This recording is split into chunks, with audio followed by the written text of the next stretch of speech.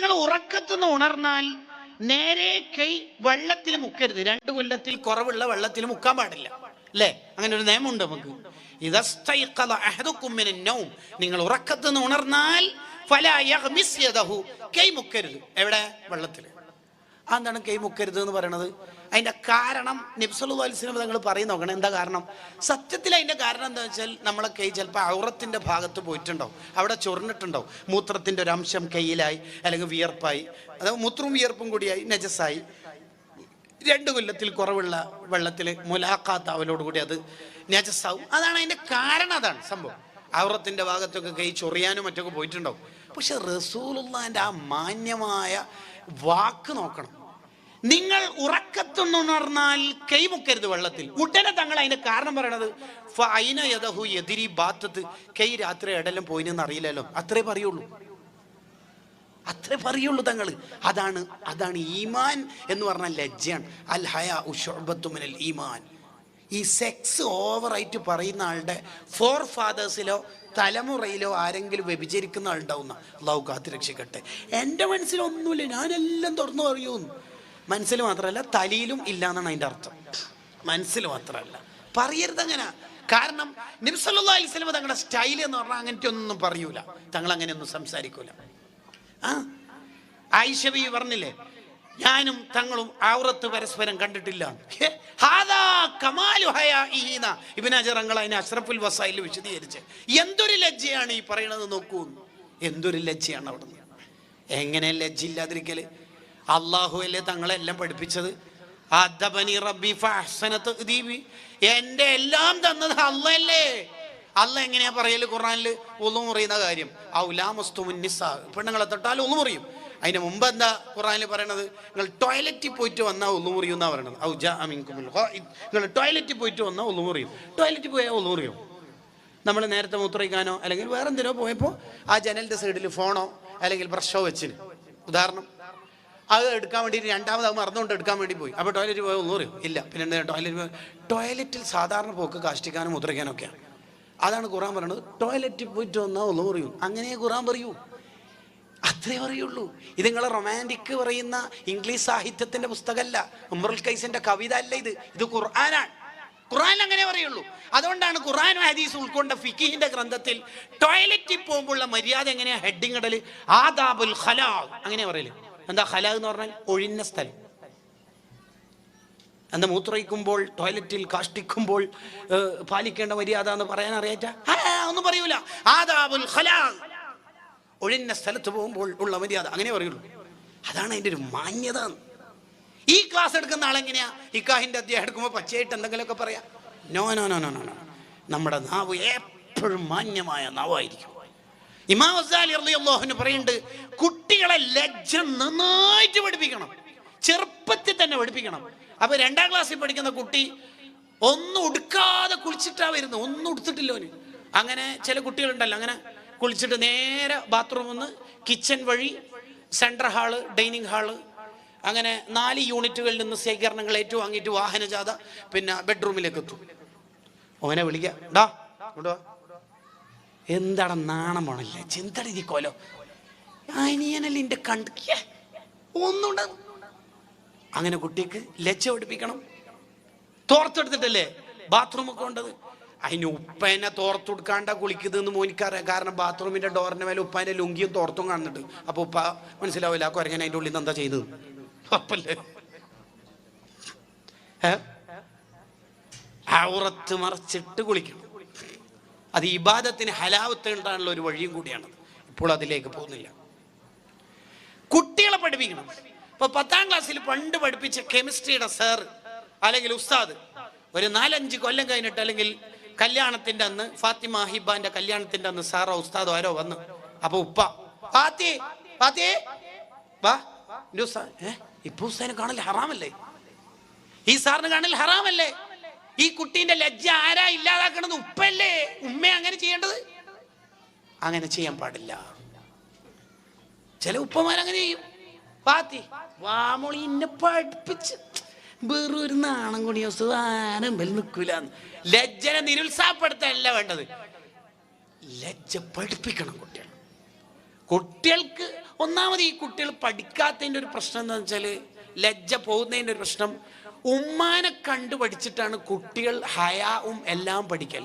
അല്ലാമ ബാഹ്റമ റളിയല്ലാഹു അൻഹു പറയുന്നുണ്ട്, ഞാൻ ചെറുപ്പത്തിൽ തന്നെ യാസീന് കാണാതെ ഓതാൻ പഠിച്ചത് ഉമ്മ ഓതുന്ന കേട്ടിട്ടാണ്. ഇപ്പൊ ഇവിടുത്തെ ഉമ്മമാര്, ഓരോ ഉമ്മമാരോടും നിങ്ങൾ ചോദിച്ചു നോക്കിയേ, അവര് ബില്ലിന് ഫീസത്ത് മാല ഞാൻ തുടങ്ങിയിടുന്നേ എന്ന നഫീസത്ത് മാലയും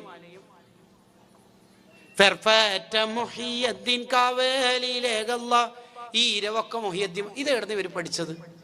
പണ്ട് ഇങ്ങനെ മത്സരം ഉണ്ടായിന, judges please note Muhyiddeen Mala for girls on the stage, അങ്ങനെ എന്തെങ്കിലും ഉണ്ടായിന? ഇല്ല. പിന്നെ എവിടുന്ന് ഇത് ഈ ഉമ്മമാര്, ഈ വയസ്സായ ഉമ്മമാര് പഠിച്ച?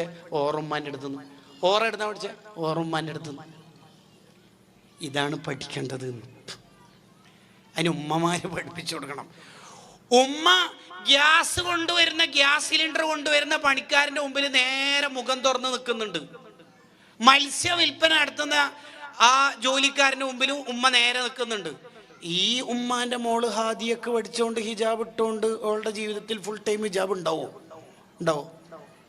പല കുട്ടികളും മദ്രസയിൽ പോകുമ്പോൾ ഹിജാബും സ്കൂളിൽ പോകുമ്പോൾ ഹിജാബ് ഇല്ലായ്മയും എന്തുകൊണ്ടാണ് രൂപപ്പെടുന്നത്? ഈ കുട്ടികൾ ആരെ കണ്ടിട്ടാണ് ഇത് ഫോളോ ചെയ്യേണ്ടത്? കുട്ടികൾ മൊത്തം കോൺഫ്ലിക്റ്റ് അല്ലേ? ആരെ കണ്ടിട്ടാണ് ഇത് പകർത്തേണ്ടത്? ആരെ കണ്ടിട്ടാണ് പകർത്തേണ്ടത്? കുട്ടികൾക്ക് ലജ്ജ പഠിപ്പിക്കണം, ഔറത്ത് മറക്കാൻ, വസ്ത്രം കറക്റ്റ് ധരിക്കാൻ കുട്ടികളെ പ്രോത്സാഹിപ്പിക്കണം. അത് ഇമാം ഗസ്സാലി റളിയല്ലാഹു അൻഹു വിശദീകരിക്കുന്നുണ്ട്. അടുത്തത്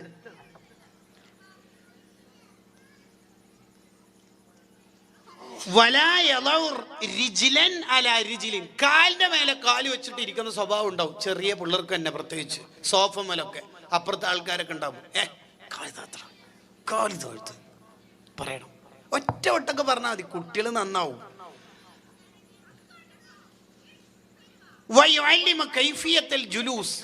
ഇരുത്തത്തിന്റെ മര്യാദ പഠിപ്പിക്കണം കുട്ടികൾക്ക്. ഇരുത്തത്തിന്റെ മര്യാദ മൗലിദിന്റെ സദസ്സിലേക്ക് മറ്റെങ്ങനെ ഇരിക്കും,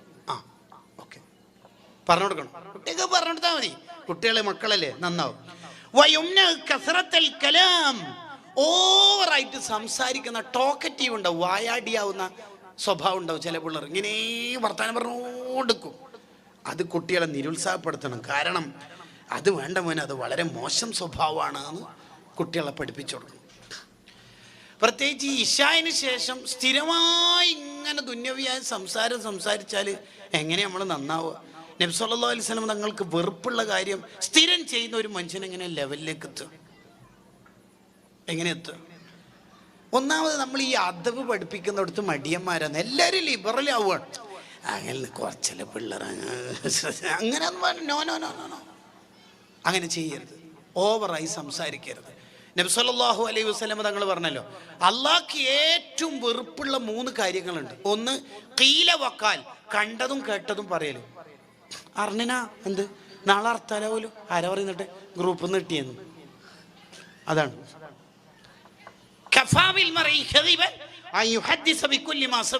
മുസ്ലിമിന്റെ ഹദീസ്. കേട്ടത് മുഴുവൻ പറയൽ തന്നെയാണ് ഒരുത്തൻ കള പറയുന്നവനാവാനുള്ള കാര്യം. പറയരുത്. പ്രത്യേകിച്ച് ദീനി കാര്യം അറിയാണ്ട് പറയരുത്, ഹറാമാണ്. ഇങ്ങനെ ഉണ്ടാവും. എല്ലാവരും ഇപ്പം മുഫ്തിമാരാന്നല്ല, മൊത്തം മുഫ്തിമാരാണ്. ഇന്ന സ്വലാത്തില്ലാൽ 48 ലക്ഷം കൂലി ഷെയർ ചെയ്യുക, അത്ഭുതം കാണും. എന്ത് കാണും? 2 GB തീരും. വേറെന്ത് കാണില്ല? എനിക്കറിയോ ആ സ്വലാത്തിന് ഇത്ര കൂലി ഉണ്ട്? അല്ല പറയുന്നിട്ടാണ് ഉസ്താദ്, അത് ഇല്ലെങ്കിൽ തന്നെ നല്ലല്ലേ. കള പറഞ്ഞിട്ടാണോ ഇസ്ലാമ പ്രചരിപ്പിക്കല്? പറയരുത്. അറിയാത്തൊന്നും പറയാൻ പാടില്ല. നവവി ഇമാം റഹിമഹുല്ലാ അത് വളരെ ഗൗരവത്തിൽ പറയുന്നുണ്ട്. അതേപോലെ അള്ളാഹുവിന് വളരെ വെറുപ്പുള്ള ഒരു കാര്യമാണ് കസ്റത്തു സുആൽ, ആവശ്യമില്ലാത്ത ചോദ്യം ഇങ്ങനെ ചോദിക്കില്ല. ഇപ്പൊ ഉദാഹരണത്തിന് നാളെ ഇവിടെ ഞാൻ ഉച്ചാടുണ്ട് എന്ന് വിചാരിക്കാം. അപ്പൊ എന്നോട് ഒരാൾ ഇന്നലെ പോയിനെ പിന്നെന്താ ഇവിടെ? ചെറിയൊരു കാര്യത്തിന് വേണ്ടി വന്നതാണ്. എന്താ കാര്യം? ചെറിയൊരു ആവശ്യം. എന്നാലും നമ്മളോടൊന്നും പറയൂലല്ലേ, നിങ്ങൾക്ക് വേറെ പണിയൊന്നുമില്ല ഇല്ലേ? ഒരാൾക്ക് പറയാൻ ആഗ്രഹമില്ലാത്ത കാര്യം കുത്തി ചോദിക്കരുത്. ഇവിടെ എന്താ കാര്യം? ഇവിടെ വരെ ഒന്ന് വന്നതാണ്. ഇവിടെ വരെ എന്ന് വെച്ചാൽ കുറച്ചപ്പുറം വരെ എന്ന് വെച്ചാൽ എന്തിനാണ്? എന്തിന്? അങ്ങനെയുണ്ട്. ചില ആൾക്കാരെല്ലാം ട്രെയിനെല്ലാം ഇറങ്ങിയിട്ട് റെയിൽവേ സ്റ്റേഷനിലെല്ലാം കൂട്ടാൻ ചില ആൾക്കാർ വരുമല്ലോ. അവരുടെ ചോദ്യമെല്ലാം കേട്ടാൽ ചിലപ്പോൾ നമുക്കെല്ലാം തോന്നലുണ്ട് വയലിന് നടന്നിട്ട് പോയാൽ മതിയേനോ. എന്തെല്ലാം ചോദിക്കൽ റഹ്മാൻ, എത്തപ്പ ചോദ്യം. ഗൾഫുകാർ വന്നപാട് കേൾക്കുന്ന ഒരു ചോദ്യം എപ്പാ പോക്ക്. മാലിക് ഇമാമിനോട് ഒരാൾ ചോദിക്കുന്നുണ്ട്, നിങ്ങൾക്ക് എത്ര വയസ്സായി? മാലിക് ഇമാമ് തിരിച്ചു ചോദിച്ച്, എനിക്ക് എത്ര വയസ്സായി എന്നിട്ട് എനിക്കെന്താ കാര്യം? ഇല്ലല്ലോ, ആവശ്യമില്ലാണ്ട് പോയെ. നമ്മളെപ്പോൾ ശ്രദ്ധിക്കണം, ആരോടായാലും അവരുടെ സമയം കളയരുത്. ചിലപ്പോൾ നമുക്കുള്ളൊരു സൂക്കടം, ചില ഒരു വലിയ ഉസ്താദോ അതിഥിയോ തങ്ങളോ ഒരു സ്ഥലത്ത് വന്ന് സോഫമ്മലാറ്റി ഇരിക്കുന്നുണ്ടാവും. അപ്പോൾ നമ്മൾ വെറുതെ അടുത്ത് വെച്ചാൽ എന്താ നേരത്തെ എത്തിയ ഭക്ഷണം കഴിച്ചാൽ നമുക്ക് തന്നെ അറിയാം ഭക്ഷണം കഴിച്ചിന് എത്ര മണിക്ക് എത്തിയെന്നല്ല നമുക്കറിയാം. എന്നാലും ഭക്ഷണം കഴിച്ചാൽ വേറെ റാത്തന്നല്ല നമ്മളെല്ലാം ഓർമ്മ ഉണ്ടാവും. ഇല്ല എന്ന് പറഞ്ഞ് നീ കുടുങ്ങിയില്ല, എന്തിനാ മോനെ വെറുതെ ചോദിക്കാൻ നിൽക്കുന്നു? എന്തിനാ ചോദിക്കുന്നത്? സൈൻ എന്നെ ഓർമ്മ ഉണ്ടാ, എന്തിനാ വെറുതെ ചോദിക്കാൻ നിൽക്കുന്നത്? ആവശ്യമില്ലാത്ത ഒരു ചോദ്യം അവൻ ചോദിക്കരുത്. ബൈനു ഇസ്രായേലുകാർ കുടുക്കിയത് അങ്ങനെയാ, ചെയ്യരുത്. ആവശ്യമില്ലാത്ത ചോദ്യം ചോദിക്കും. അങ്ങനെയുണ്ട് ചില സ്ഥാപനത്തിൻ്റെ ഒക്കെ കിസ്സൊക്കെ അങ്ങനെ പരിപാടി കാണാം. ഖദീജ ബീവിയുടെ മൂത്തമാരെ മോൻ്റെ പേരെന്താന്നാലും ചോദിക്കും. കിസ്സേ, ഒരാവശ്യം ഉണ്ടാവില്ല. എന്താ അതിനെ കൊണ്ടൊക്കെ ഉപകാരം? ചോദിക്കരുത്. മനസ്സ് വേദനിപ്പിക്കുന്ന ചോദിക്കരുത്. ചിലപ്പോൾ അവർക്ക് ശമ്പളം പറയാൻ മടിയുണ്ടാവും. എന്താ ചോദിക്കുന്നത്? ചോദിക്കരുത്. ഒന്നും അങ്ങനത്തൊന്നും ചോദിക്കരുത്. ഇപ്പൊ ചിലപ്പം ചില ഉസ്താദുമാര് നമുക്കൊരു ഗൗരവപ്പെട്ട ആളായിട്ട് തോന്നും. അങ്ങനെ തോന്നല്, മൂപ്പറൊന്നും നമ്മളോട് മിണ്ടിയില്ല, കുറേ സമയം ഒന്നിച്ച് ട്രെയിനിലുണ്ടായിരുന്നു, കാറിലുണ്ടായിരുന്നു, ഒന്നും മിണ്ടിയില്ല. എന്നിട്ട് പിറ്റേന്ന് ഫേസ്ബുക്കിൽ ഇടുകയും ചെയ്യും. എന്തൊരു കഷ്ടം എന്ന് പറയണ്ടേ. ഇമാം ഗസാലി റളിയല്ലാഹു അൻഹുവിന്റെ കൂടെ ഒരാൾ യാത്ര ചെയ്തു. എത്ര? 3 മാസം. എവിടെ? ട്രെയിനിലാ, കാറിലാ? അല്ല, കുതിരപ്പുറത്ത്. ഇങ്ങനെ ഒട്ടിച്ചേർന്ന് നിന്നിട്ട് ഇങ്ങനെ യാത്ര ചെയ്തു. ഒട്ടിച്ചേർന്ന് നിന്നിട്ട് യാത്ര ചെയ്തു. എത്ര കാലം? 3 മാസം. ദിക്റും സ്വലാത്തും ഖൈറും ഇൽമും തന്നെ വായിൽ. ആരുടെ? ഗസാലി ഇമാമിന്. ഇയാളോടൊന്നും വേണ്ടിയിട്ടൊന്നുമില്ല. 3 മാസം കഴിഞ്ഞിട്ട് ഗസാലി ഇമാമ് ലക്ഷ്യസ്ഥാനത്തേക്ക് എത്തി. കുറേ സ്ഥലത്ത് പോകാനുണ്ടായി, എത്തി. എന്നിട്ട് ഇയാളോട് ചോദിച്ചു, നിങ്ങളെ നാടെടെ? ഡമസ്കസ്. ആ, നല്ല നാട്. ഇയാൾ പറയുന്നുണ്ട്, യാത്ര ചെയ്ത ആൾ പറയുന്നുണ്ട്, ഇതല്ലാത്തൊരു വർത്താനം ഗസാലി ഇമാം പറഞ്ഞിട്ടില്ല. എന്തിനാ സമയം കളയേണ്ട ആവശ്യം? നമ്മളൊക്കെ ആരുടെയും സമയം കളയരുത്.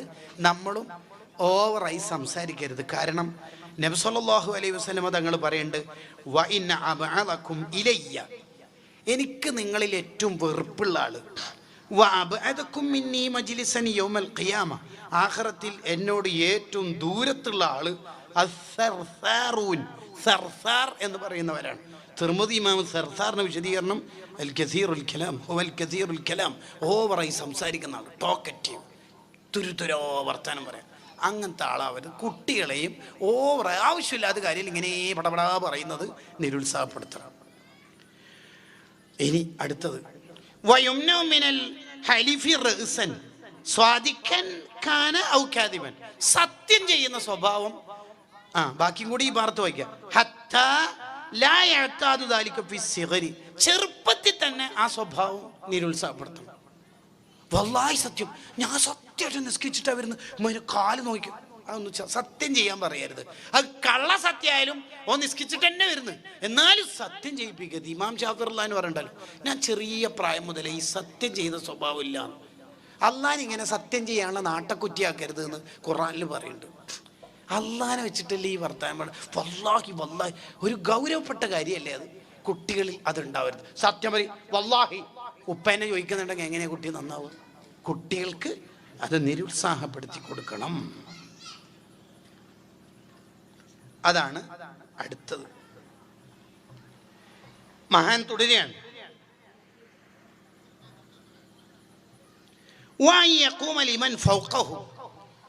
അവനേക്കാൾ പ്രായമുള്ള ആള് മുതിർന്ന ആളെ കാണുമ്പോൾ എണീറ്റിക്കണം. നീ എന്താണ് ഉപ്പാപ്പ വരുമ്പോൾ സോഫമിൽ കാൽമക്കാലും വെച്ചിരിക്കുക, നീ എന്താ എണീക്കാത്ത?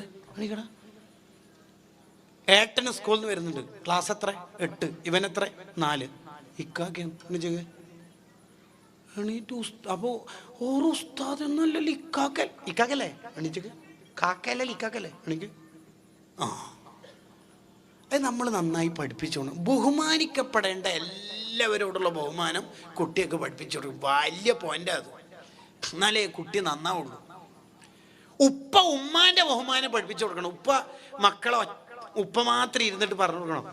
നിങ്ങൾ ഉമ്മാനെ തീരെ, ഉപ്പ ഗൾഫിൽ നിന്ന് എല്ലാം അറിഞ്ഞു കേട്ടാ, ഉപ്പാനോട് ഭയങ്കര സ്നേഹവും കാര്യങ്ങളൊക്കെ ഉണ്ട്, ഉമ്മാനെ തീരെ അനുസരിക്കണില്ല അല്ലേ, ഉമ്മാനെ അറിയാം നിങ്ങൾക്ക് എത്ര കഷ്ടപ്പെട്ടിട്ട് നിങ്ങളെല്ലാം വളർത്തി. ഉപ്പാക്ക് പൈസ അയച്ചു കൊടുക്കാനൊക്കെ അവിടുന്ന് കമ്പനിയിൽ നിന്ന് ശമ്പളം കിട്ടുമ്പോൾ എളുപ്പം, അതെല്ലാം ഒരു മാസം കൊണ്ട് നടക്കണം ഉമ്മയല്ലേ. എന്താടാ ഉമ്മ പോയാലല്ലേ ഉമ്മാൻ്റെ വില അറിയാം. നിങ്ങളെന്താ ഉമ്മാനോടൊന്നും മര്യാദക്ക് അത് ആര് പഠിപ്പിച്ചു കൊടുക്കണം? ഉപ്പ പറഞ്ഞു കൊടുക്കണോ? ഉപ്പ പറഞ്ഞു കൊടുക്കണം. പക്ഷെ നമ്മളെ നാട്ടിൽ ഉപ്പ നേരെ ഉൾട്ടയാന്ന്, പല ഉപ്പ മാറും. നീ എന്താടാ കരിയുന്നു, ടൂറിന് പോകണ്ടെന്ന് പറയുന്നു. ആര്? ഉപ്പ പൈസ എന്തിനെങ്കിലും പോകണ്ടെന്ന് ആരാ പറയുന്നോട്? ഉമ്മ. എന്താ പോലും ഉമ്മാക്ക് പൊരുത്തമില്ല. അല്ലോ സൈക്ക് മോനെ, ഉപ്പ ദുനിയാവിൽ ആകെ ഒരു തെറ്റേ ചെയ്തിട്ടുള്ളൂ. എന്തുപ്പ? എൻ്റെ ഉമ്മാനെ കെട്ടിയ തന്നെ. ഈ മോനെ എങ്ങനെ ഇനി നന്നാവല് പറയും? എങ്ങനെ നന്നാല്? ചില ഉമ്മമാരുണ്ട് തിരിച്ച് മക്കൾ ഉപ്പാൻ അഥവാ ഇയാളെ ഈ പെണ്ണിൻ്റെ ഭർത്താവിനെ പറയും, എന്താടാ പള്ളിയുടെ മുമ്പെന്ന് ഉപ്പ ചൂടായിന്. ഞാൻ പറഞ്ഞിട്ടില്ല, എന്നോട് എത്രയും ചൂടായിക്ക് അടിച്ചു എന്തു ചെയ്തോ, വീട്ടിൽ നിന്ന് അയക്കി, ഇത് ആളെ മുമ്പിൽ ഞങ്ങൾക്ക് നാണക്കിടായിരുന്നു. അപ്പോൾ ഉമ്മാരെ വക, സൈക്ക് മോനെ 25 കൊല്ലമായിട്ട് ഉപ്പാനും ഉമ്മയും സഹിക്കുകയാണ്. എങ്ങനെ നന്നാവുക? എങ്ങനെ നന്നാവുക? മൂത്തമ്മാനോടുള്ള ബഹുമാനം ആരെ പഠിപ്പിച്ചു കൊടുക്കണ്ടേ? ഉമ്മ. അൽ ഖാലത്തു ബിമൻസിലത്തിൽ ഉമ്മി സയ്യിദുനാ റസൂലുള്ളാഹി സ്വല്ലല്ലാഹു അലൈഹി വസല്ലം. മൂത്തമ്മ ഇളയമ്മ എന്ന് പറഞ്ഞ ഉമ്മാന്റെ സ്ഥാനത്താ. നല്ലോണം റമദാനിൻ്റെ ഒക്കെ ആവാറായല്ലോ, അപ്പോൾ കുട്ടിയൊക്കെ പഠിപ്പിച്ചു കൊടുക്കുക. കുറച്ച് അത്യാവശ്യം ജോലിയൊക്കെ ഉള്ള നീ മൂത്തമ്മാനെയും ഇളയമ്മാനെല്ലാം കണ്ടുവരി, നല്ല ഫ്രൂട്ട്സും ബേക്കറിയും സ്വീറ്റ്സൊക്കെ വാങ്ങിയിട്ട് കണ്ടുവരും. അങ്ങനെ പറഞ്ഞു കൊടുക്കണം. ഉപ്പാപ്പനെ ഉമ്മാമ്മനെ ഇങ്ങനെ കാണാൻ വേണ്ടി പോകാൻ പറയണം. ആരാ പഠിപ്പിച്ചു കൊടുക്കണ്ടേ? ഉപ്പിയമ്മയെ പഠിപ്പിച്ചു കൊടുക്കണ്ടേ? ബഹുമാനിക്കപ്പെടേണ്ടവരോടുള്ള ബഹുമാനം കുട്ടിയൊക്കെ പറഞ്ഞു കൊടുക്കണം. കല്യാണം കഴിച്ച ചെക്കനോട് നീ എവിടെയെല്ലാം പോയടാ, ബീച്ചിൽ പോയി, ടൂറ്, മാള് എല്ലായിടത്തും പോയല്ലോ, നീ മൂത്തമ്മാരടുത്ത് പോയാ പോട്, നല്ല ഫ്രൂട്ട്സൊക്കെ വാങ്ങിക്കോട്ടാ. ഇതാര് പറഞ്ഞു കൊടുക്കണം? ഉമ്മ പറഞ്ഞു കൊടുക്കണം. പക്ഷെ നമ്മളെ നാട്ടിൽ ചില സ്ഥലത്ത് തിരിച്ചാ ഉണ്ടാല്, എവിടെ പോകുന്നടാ മൂത്തമ്മാരടുത്താ പോകുന്നതല്ല നല്ല. അങ്ങനെ വലിയ കെട്ടും മാറാട്ടൊന്നും വാങ്ങണ്ട, പൈസ എല്ലാം കടയല്ലേ. ഒരു 10 കിരൺ കേട്ടോ, 10 ഒരു കിലോ നേന്ത്രപ്പായും വാങ്ങിക്കോ, 85 ഉറുപ്പ്യക്ക് ഫുള്ളാവും.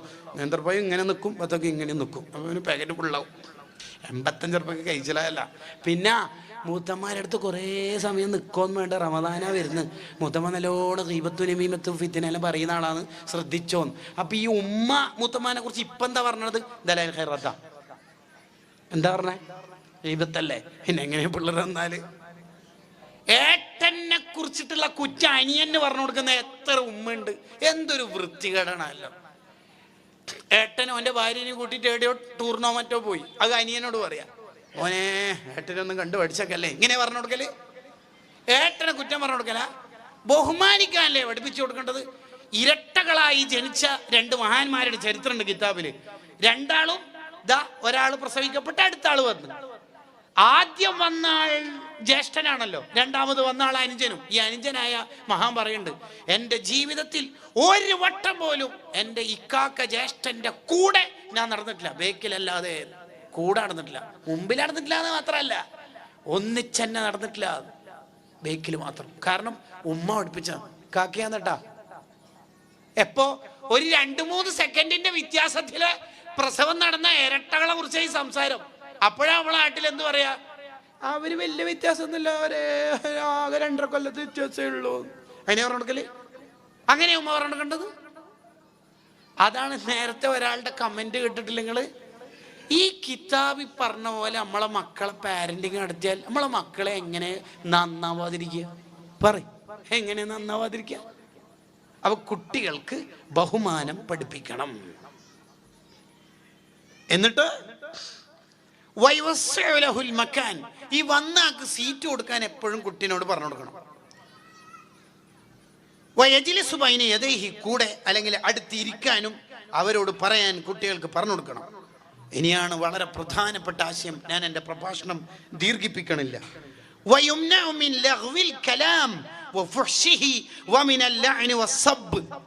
അസഭ്യവാക്കുകൾ, ചീത്ത വാക്കുകൾ, ചീത്ത വിളി, ഇതെങ്ങാനും ഒരു വട്ടം കുട്ടിയിൽ നിന്ന് വന്നാൽ ബ്ലോക്ക് ചെയ്യാം. എവിടുന്നാണ് ഇത് പഠിച്ചേക്കുന്നത്? എന്താണ് നീ പറഞ്ഞത്? നന്നായി ഗൗരവത്തിൽ അതിനെ കാണണം. വമി മുഖാലത്തത്തി മയജ്രി അലാ ലിസാനിഹി ശൈഉം മിൻ ദാലിക്. ഇത്തരം കൂട്ടുകാരിൽ നിന്ന് അവരെ അകറ്റി നിർത്തണം. കാരണം അവർ തീർച്ചയായിട്ടും മോശം കൂട്ടുകാരിൽ നിന്ന് പഠിച്ചതായിരിക്കും ഇത്തരം ചീത്ത വാക്കുകൾ. കാരണം ചുറ്റുവട്ടത്ത് നിന്ന് ഈ ചീത്ത വാക്ക് കുട്ടികൾ പഠിക്കുള്ളൂ. ഇപ്പൊ ഒരു ഉദാഹരണം പറഞ്ഞാൽ, നമ്മളെ വീട്ടിലെ ബാത്റൂമിലെ പൈപ്പ് ഇങ്ങനെ ടാപ്പ് ഇങ്ങനെ തുറന്നപ്പോ ചെളി വെള്ളം വരുന്നുണ്ട്. പിന്നെ ഭയങ്കര ദുർഗന്ധവും, എന്തോ ജീവിച്ചത്ത പോലെ. നിറത്തിൽ മാറ്റമുണ്ട്, രുചിയിൽ മാറ്റമുണ്ട്, എല്ലാത്തിലും മാറ്റമുണ്ട്. നമ്മൾ എന്താ ചെയ്യല്? ഈ വെള്ളം, ദുർഗന്ധമുള്ള വെള്ളം വരുന്നോണ്ട് നമ്മൾ എന്താ ചെയ്യല്? പൈപ്പ് അടിച്ച് പൊട്ടിക്കോ, ചെവി മുരുടോ? ഇല്ലല്ലോ. അതേപോലെ എന്താ നമ്മൾ ചെയ്യല്? ഉടനെ വാട്ടർ ടാങ്ക് നോക്കുമ്പോൾ ഒരു പൂച്ചകത്തിന് കണ്ട, അപ്പോൾ ടാങ്കിൽ വെള്ളം മാറ്റും. അതല്ലേ ചെയ്യല്? അതേപോലെ നമ്മളെ പിള്ളേർ ചീത്ത വിളിക്കുന്നുണ്ടെങ്കിൽ നേരെ സ്കൂളിലെ സാറോ മദർസയിലെ ഉസ്താദോ ചെവി മുരുടിയിട്ട് ഓനെ വേദനിപ്പിക്കുന്നതിന് പകരം ഈ പൈപ്പിൽ നിന്ന് വന്ന ദുർഗന്ധം എവിടുന്നാന്ന് നോക്കുക. വാട്ടർ ടാങ്ക് ഉപ്പിയും ഈ പൊരിഞ്ഞ തെറി വിളിക്കുന്ന നോക്കുന്നുണ്ടെങ്കിൽ ടാങ്ക് മാറ്റാൻ ഉപദേശിക്കുക. ഇടയ്ക്കിടയ്ക്ക് പാരൻസ് മീറ്റിംഗ് വിളിച്ചിട്ട് ഇത് പറഞ്ഞു കൊടുക്കുക. അത്ര തന്നെ. ഓട്ടോറിക്ഷൻ്റെ മുമ്പിലത്തെ ടയറാണ് മക്കൾ, ബേക്കിലത്തെ 2 ടയർ ഉപ്പിയുമ്മയാണ്. ഏതെങ്കിലും ഒന്ന് പഞ്ചറായാൽ മുമ്പിലത്തെ ടയറിന് എത്ര കാറ്റുണ്ടായാലും പോലും നല്ല ബുദ്ധിയാണ് ഉസ്താദ്. എന്താണെന്നറിയില്ല. ഒന്നുമല്ല, നമ്മൾ നന്നായാൽ മതി. വടി വളഞ്ഞാൽ നിഴലും വളയും. നമ്മളെ വാക്കായിരിക്കും കുട്ടികൾ. ശ്രദ്ധിക്കണം, ശ്രദ്ധിക്കുക.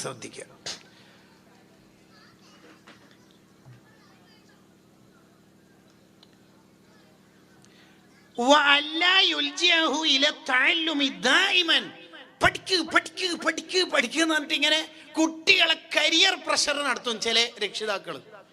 നീ എന്തായാലും ഡോക്ടറാണോ, എന്തായാലും എഞ്ചിനീയറാണോ, CMA പാസ്സായിരിക്കണം. കാരണം കുട്ടികളെ പഠിപ്പിക്കണം. പക്ഷെ പഠനം അവർക്കൊരു മടിയായി തോന്നാൻ പാടില്ല. 2 ദിവസത്തെ വെക്കേഷൻ കിട്ടുമ്പോൾ ഉടനെ തുടങ്ങും വെക്കേഷൻ ക്യാമ്പിലേക്കോ കോളേജിലേക്കോ ഒറ്റ അയക്കാൻ, കമ്പ്യൂട്ടർ കോഴ്സിലേക്കോ അയക്കാൻ. ഒന്ന് സാലിമാൻ പറയാ, കുറച്ചൊക്കെ കുട്ടികളെ കളിക്കാനൊക്കെ വിടണമെന്ന്, കുറച്ചൊന്ന് റിലാക്സ് ആവണം കുട്ടികൾ. അത് വേണം. കരിയർ പ്രഷർ ഇപ്പോഴത്തെ കുട്ടികൾ നേരിടുന്ന ഒരു പ്രശ്നമാണ്. അതുകൊണ്ടാണ് ഒരു കുട്ടി 10ാം ക്ലാസ്സിലേക്ക് പാസ്സായി എന്ന് വിചാരിക്കുക. ഫാത്തിമ, ഓള് ബാത്റൂമിൽ പോയിട്ട് ഒള്ളോടുത്ത്, ഓൾക്ക് ഒള്ളുവിൽ ചെറിയ വസ്വാസായിട്ട് പിന്നെ ഒള്ളോടുത്ത്, അല്ലെങ്കിൽ ടോയ്ലറ്റിൽ പോയിട്ട് മൂത്രമൊഴിക്കുമ്പോൾ പിന്നെ എന്തോ ഒരു വേദന, അങ്ങനെ എന്തോ ഒരു 5 മിനിറ്റ് ഡിലേ ആയി. അന്നേരം ഉമ്മ പാത്തേ SLC ആണേ, ഓർമ്മണേ, അങ്ങനെ. ഓക്കെ, കുട്ടി എന്തോ ഒന്ന് ഇന്നലെ രാത്രി കുറച്ചധികം പഠിച്ചിട്ട് ഉറങ്ങിപ്പോയിട്ട് ഒന്ന് ഇങ്ങനെ സാധാരണ 5:30 അല്ലെങ്കിൽ 4:30 എണീക്കുന്ന കുട്ടി 5:35 4:35 ആയി. പാത്തേ എണീച്ചിട്ടില്ല, SLC ആണേ. എന്നേരം ഈ കുട്ടീനെ വിചാരിക്കും 9 തോറ്റാൽ മതിയേനു. ഇതെന്താ എന്നെങ്ങാൻ വിടാത്ത? കുട്ടികൾക്ക് സ്വപ്നം കാണാനൊക്കെ പഠിപ്പിക്കണം.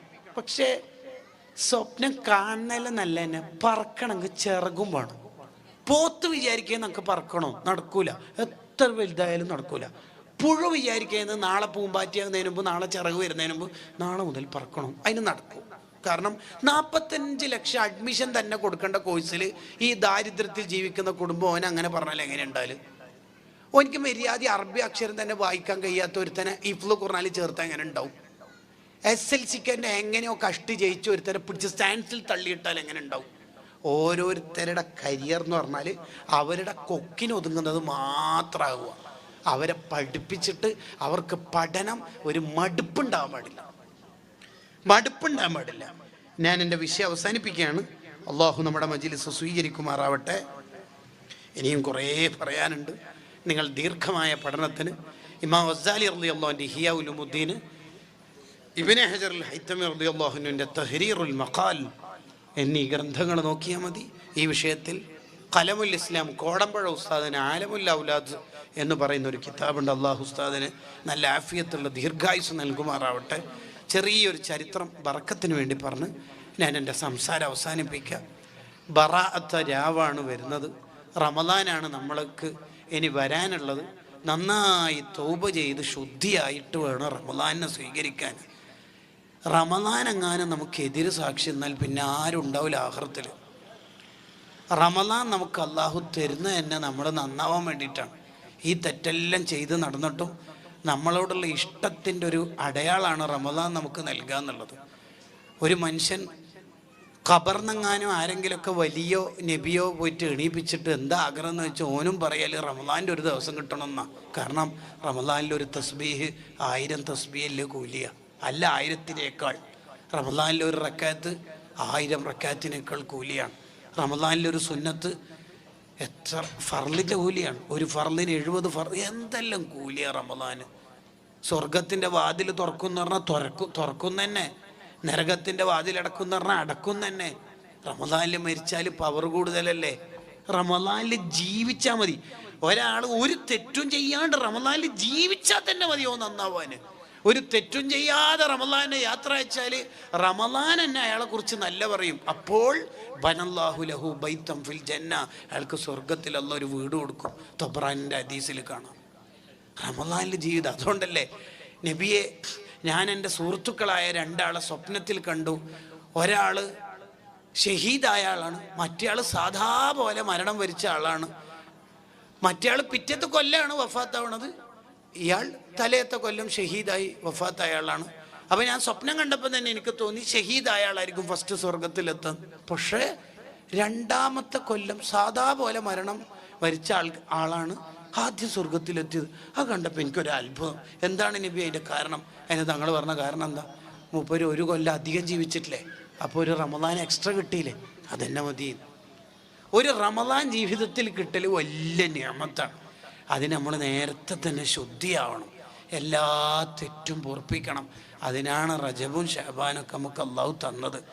ബറാത്ത് രാവാണ് വരുന്നത്. എല്ലാ തെറ്റും അള്ളാഹ് പുറത്തു തരും ആ രാത്രിയാണ് പ്രധാനപ്പെട്ട കാര്യങ്ങളൊക്കെ അള്ളാഹു തീരുമാനിക്കുന്നത്. മഹാന്മാരൊക്കെ പൊട്ടി കരഞ്ഞ ദുആ ചെയ്ത രാത്രിയാണ് ബറാത്ത് രാത്രി എന്ന് പറഞ്ഞാൽ. ആ രാത്രി ഫീഹാ യുഫ്രഖു കുല്ലു അംരിൻ ഹക്കീം, പ്രധാന കാര്യങ്ങളൊക്കെ തീരുമാനിക്കുന്ന രാത്രിയാണ് ആ രാത്രി.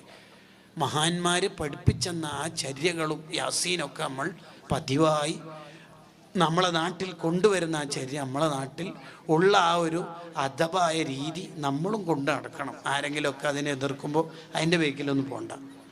നമ്മുടെ തെറ്റുകുറ്റങ്ങളൊക്കെ പൊറുപ്പിച്ച് നല്ലവരായി ജീവിച്ച് നല്ലവരായി മരിക്കാൻ അള്ളാഹു നമുക്ക് തൗഫീഖ് നൽകട്ടെ. ചെറിയൊരു ചരിത്രം ബർക്കത്തിന് വേണ്ടി പറഞ്ഞ് ഞാൻ അവസാനിപ്പിക്കാം. വഫയാത്തുൽ അയാനിലും മറ്റു പല ഗ്രന്ഥങ്ങളിലും ഈ ചരിത്രമുണ്ട്. ഫറൂഖ് എന്ന് പേരുള്ള ഒരാൾ തൻ്റെ ഭാര്യയോട് പറയാണ്, ഈ ഗർഭിണിയാണല്ലോ, ഞാൻ വീട്ടിൽ നിന്ന് യാത്ര പോവുകയാണ്. ഈ ചരിത്രം എനിക്ക് പറഞ്ഞത് കൻസുൽ ഉലമ ചിത്താരി ഉസ്താദാണ്. അള്ളാഹു അവിടുത്തെ ദർജ വർദ്ധിപ്പിക്കട്ടെ. അവിടുന്ന് ചരിത്രത്തിൽ അപാര കഴിവാണ് ചിത്താരി ഉസ്താദിന്. അപാര കഴിവെന്ന് പറഞ്ഞാൽ ബുഖാരിയൊക്കെ ഉസ്താദിൻ്റെ അടുത്താണ് നമ്മൾ ഓതിയത്. തസ്രീഹുൽ മന്തിക്ക് മുതൽ ബുഖാരി വരെ 7 കൊല്ലം ഉസ്താദിൻ്റെ അടുത്ത് ഓതാൻ നമ്മുടെ ബാച്ചിന് തൗഫീഖ് കിട്ടിയിട്ടുണ്ട്. ഉസ്താദ് ഒരു ഹദീസ് വായിക്കുമ്പോൾ അൻ അബീ ഹുറൈറത്ത റളിയല്ലാഹു അൻഹു എന്ന് വായിച്ചാൽ പിന്നെ അബൂ ഹുറൈറങ്ങളെ കുറിച്ചിട്ട് ഒരു വിവരണം ഉണ്ട്. അത് കേട്ടാ വിചാരിക്കും ചിത്താരി ഉസ്താദ് അബൂ ഹുറൈറങ്ങൾ ഒന്നിച്ചാറ്റാ പഠിച്ചിന്. അത്രയും ഡീറ്റെയിൽ ആയിട്ട് ചരിത്രം പറയും. അൻ ഇബ്നു മസ്ഊദ് റളിയല്ലാഹു അൻഹു, പിന്നെ തുടങ്ങും ഇബ്നു മസ്ഊദ് തങ്ങളെ കുറിച്ചിട്ട്. ബുഖാരിയുടെ ഒരു ഹെഡിങ് വായിച്ചാൽ ചിലപ്പോൾ 1 മണിക്കൂറൊക്കെ ആ ഹെഡിങ് വിശദീകരിക്കും. അത് 4-5 ഷറഹ് ഫത്തുൽ ബാരിയും ഇനി ഉംദത്തുൽ കാരിയും ഇർഷാദു സാരിയും എല്ലാ ഫൈല് ഏത് ഷറ എടുത്ത് നോക്കിയാലും ഉസ്താദ് പറഞ്ഞത് ഫുള്ള് കിട്ടുകയും ചെയ്യില്ല. അപാര കഴിവാണ് ഉസ്താദിൻ്റെത്. ഉസ്താദ് പറഞ്ഞെന്നൊരു ചരിത്രമാണിത്. പിന്നീട് കിതാബിൽ കണ്ടു. ഇത് ഫറൂഖ് എന്ന് പറയുന്ന ആള് തൻ്റെ ഭാര്യയോട് പറഞ്ഞു, ഈ ഗർഭിണിയാണല്ലോ, പ്രസവിച്ചാലേ കുട്ടീനെ നന്നായി ഇൽമ പഠിപ്പിക്കണം. അതിന് 30,000 ദിർഹം വെള്ളി ഭാര്യൻ്റെ കയ്യിൽ കൊടുത്തു. ഫറൂഖ് യാത്ര പുറപ്പെട്ടു. നീണ്ട കാലത്തിന് ശേഷം, ഏകദേശം 27 കൊല്ലത്തിന് ശേഷം ഫറൂഖ് വീട്ടിലേക്ക് തിരിച്ചു വന്നു. അത്രയും നീണ്ട കാലത്തിന് ശേഷം. എന്നിട്ട് വാതിൽ മുട്ടി. ചെറുപ്പക്കാരനായ ഒരാൾ പുറത്തേക്ക് വന്നിട്ട് ചോദിച്ചു, എന്താ നമ്മളെ വീട്ടിൽ കാര്യം? നമ്മളെ വീട്ടിലോ? എൻ്റെ വീടാണ് ഇത്. എന്നിട്ട് നിങ്ങൾ അതിക്രമിച്ച് കയറിയിട്ട് നിങ്ങളെ വീടെന്ന് അവകാശവാദം ഉന്നയിക്കണത്? എവിടുന്നോ ഒരാൾ ഇങ്ങോട്ടേക്ക് വന്നിട്ട് നിങ്ങളെ വീട് എന്ന് പറഞ്ഞാൽ നമ്മളെങ്ങനെ വിശ്വസിക്കുക? വാക്ക് തർക്കമായി. നാട്ടുകാർ ഒരുമിച്ച് കൂടി പ്രശ്നമാവോ എന്നുള്ള ഒരു അന്തരീക്ഷത്തിലേക്ക് എത്തി. അപ്പോഴാണ് ഉള്ളിൽ നിന്നൊരു സ്ത്രീയുടെ ശബ്ദം, നാട്ടുകാർ നിങ്ങൾ പോയിക്കോളി, ഈ വന്ന ആള് എൻ്റെ ഭർത്താവാണ്, 27 കൊല്ലം മുമ്പ് ഒരു യാത്ര പോയതാണ് കച്ചവടം മറ്റൊക്കെ ആവശ്യമായിട്ട്. അന്ന് ഞാൻ ഗർഭിണിയായിരുന്നു. പിറ്റത്തെ കൊല്ലം പ്രസവിച്ച മോനാണ് ഇത്. ഇപ്പം 26 വയസ്സുള്ള മോനാ. ഇത് മോനാന്ന് ഉപ്പാക്കും ഉപ്പായാണെന്ന് മോനിക്കും അറിയാത്തതുകൊണ്ടാണ് ഇവർ ഈ തർക്കിക്കണത്. ഇത് കേട്ടപ്പം നാട്ടുകാർ പോയി ഉപ്പിയും മോനും കെട്ടിപ്പിടിച്ച് പൊരുത്തപ്പിടിച്ച് ഫറൂഖ് എന്ന ഉപ്പ വീട്ടിൻ്റെ ഉള്ളിലേക്ക് കയറി, മോന് പുറത്തേക്കും പോയി. വീട്ടിൻ്റെ ഉള്ളിൽ കയറിയ ഫറൂഖ് ഭാര്യയോട് ചോദിച്ചു, ഞാൻ കാലങ്ങൾക്ക് മുമ്പ് ഇവിടുന്ന് പോകുമ്പോൾ 30,000 ദിർഹം തന്ന ഓർമ്മയില്ലേ? ഉണ്ട്. അതെവിടെ വെച്ചത്? അതൊക്കെ വെക്കേണ്ടത് വെച്ചിന് മനുഷ്യൻ കയറി വന്നപാടെ തന്നെ അതാ ചോദിക്കണത്. അത് മദീനത്തെ പള്ളിയല്ലേ അടുത്തുള്ളത്, അവിടെ പോയി ഇവിടുന്ന് ഒന്ന് ഫ്രഷായി അവിടെ ഒന്ന് നിസ്കരിച്ചിട്ടൊക്കെ വരും, എന്നിട്ട് നമുക്ക് 30,000 ഒക്കെ കാര്യം ഡീറ്റെയിൽ ആയിട്ട് സംസാരിക്കാം. ഫറൂഖ് ഫ്രഷായിട്ട് വീട്ടിൽ നിന്ന് പള്ളിയിലേക്ക് പോയി. പള്ളിയിലാണെങ്കിൽ ധാരാളം ആലിമീങ്ങൾ പങ്കെടുക്കുന്ന പണ്ഡിത ദർസ് നടക്കണം. പണ്ഡിത ദർസ് നടക്കുമല്ലോ, വലിയ ദർസ്. ആ ദർസിൽ മാലിക് ഇമാമൊക്കെ ശിഷ്യൻ, ഇമാം മാലിക് റളിയല്ലാഹു ശിഷ്യൻ. അപ്പൊ ഉസ്താദ് ആരായിരിക്കും? റഹ്മാനെ. ഫറൂഖ് ഇങ്ങനെ നോക്കുമ്പോൾ ആ മുദരിസ് ഉസ്താദ് ഇങ്ങനെ തല കുനിച്ചോണ്ടിരിക്കുകയാണ്. ഇതെന്നാ നമ്മൾ നോക്കുമ്പോൾ മൂപ്പര് തല കുനിക്കണത്. കുറച്ചുകൂടെ അടുത്തു പോയിട്ട് നോക്കുമ്പോൾ നേരത്തെ ഭാര്യ പരിചയപ്പെടുത്തി തന്ന മോനാണ് ആയിരക്കണക്കിന് ആലിമീങ്ങൾക്ക് ദർസ് നടത്തുന്നത്. കരയേ വേണ്ടത് ചിരിക്കേ വേണ്ടത്. ഇത് കണ്ടിട്ട് മനസ്സിൽ മുഴുവൻ സന്തോഷം. ഫറൂഖ് നേരെ വീട്ടിലേക്ക് തിരിച്ചുപോയി. എന്നിട്ട് ഭാര്യയോട് പറഞ്ഞ, അത്ഭുതമാണ് കണ്ടത് മോളെ. എൻ്റെ മാലിക് ഇമാം റഹിമുള്ള അടക്കമുള്ള വലിയ വലിയ മഹാന്മാർക്ക് എൻ്റെ മോന് ദർസ് നടത്തി കൊടുക്കുന്നതാണ്. ആരാണ് ആ മോന്? റബീഅത്തു റളിയല്ലാഹു അൻഹു എന്ന ലോക പ്രശസ്ത പണ്ഡിതനാണ്. അന്നേരം ഈ ഭാര്യ അഥവാ ഫറൂഖിൻ്റെ ഭാര്യ റബീഅത്തു റളിയല്ലാഹുവിൻ്റെ ഉമ്മ പറയാ, നിങ്ങൾ തന്ന 30,000 ഞാൻ അതിനെന്നെയാണ് ചെലവഴിച്ചത്. ആരെ സൃഷ്ടിക്കാനെ? ഷാഫി ഇമാമാരാ? മാലിക് ഇമാമിൻ്റെ ശിഷ്യൻ അല്ലേ? അഹ്മദ് ബിൻ ഹംബൽ റളിയല്ലാഹുവിൻ്റെ ഉസ്താദാണ് ഷാഫി ഇമാം. ഷാഫി ഇമാമിൻ്റെ ഉസ്താദാണ് മാലിക് ഇമാം റളിയല്ലാഹു. മാലിക് ഇമാമിൻ്റെ ഉസ്താദാണ് റബീഅത്തു റളിയല്ലാഹു. ആ റബീഅത്തുകളെ വീട്ടിൻ്റെ അകത്തളത്തിൽ ഇരുന്നു കൊണ്ട് ലോകം നിയന്ത്രിക്കുന്ന ഒരു പണ്ഡിതനെ സൃഷ്ടിച്ച ഉമ്മാൻ്റെ ചരിത്രം ഇപ്പം പറഞ്ഞത്. ഉമ്മമാരെ നമുക്ക് കഴിയണം. നമ്മളൊക്കെ ഖബറിലെത്തുമ്പോൾ നമുക്ക് ദ്വാരക്കുന്ന കുറേ ആലിമീങ്ങളായ മക്കളും പേരക്കുട്ടികളൊക്കെ ഉണ്ടാവണം. അതിന് നന്നായി മക്കളെ പഠിപ്പിക്കണം, ദീൻ നന്നായി പഠിപ്പിക്കണം. നമ്മളൊരു മോന് സഖാഫി ആയാൽ നമ്മൾ ഇന്നല്ലെങ്കിൽ നാളെ അല്ലെങ്കിൽ എപ്പോഴാണോ മരിക്കണത് ആ കാലമാകുമ്പോൾ ആ മോൻ്റെ ബാച്ചിലുള്ള 19 സഖാഫിമാരായ മുദരിസുമാർ വന്നിട്ട് അതിൽ 4 ആലിമീങ്ങളെ തോളത്ത് ഈ ഉപ്പയായ നമ്മുടെ ഉമ്മയായ നമ്മുടെ മയ്യത്ത് കട്ടിൽ ചുമന്നു കൊണ്ടുപോകുന്ന യാത്രയപ്പിൻ്റെ ഒരു സൗന്ദര്യം ആലോചിച്ച് നോക്കി. വെള്ളപ്പട്ടാളക്കാരുടെ ചുമലിൽ യാത്ര ആലോചിച്ച് നോക്കി. ആ യാത്രയപ്പിൻ്റെ സന്തോഷം എന്തായിരിക്കും സന്തോഷം? അങ്ങനെ ആവണം. നമ്മളെ പിള്ളേർ മുടി നീട്ടിയ ഏതെങ്കിലും ഒരു കോലക്കേടിൻ്റെ ആളാവരുത്.